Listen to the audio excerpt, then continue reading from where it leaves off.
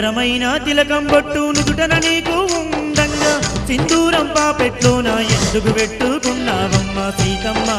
నా తల్లి సీతమ్మ చెప్పమ్మా మాయమ్మ సీతమ్మ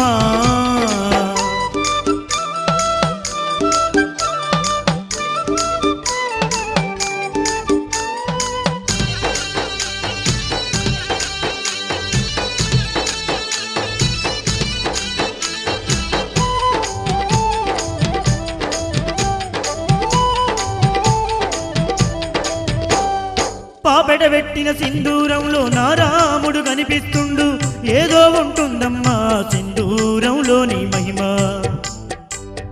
అడిగానని ఏమనుకోక అమ్మా సీతమ్మ తల్లి ఆ చందన తిలకం విషయం నాకు చెప్పవమ్మ తల్లి సీతమ్మ నా తల్లి సీతమ్మ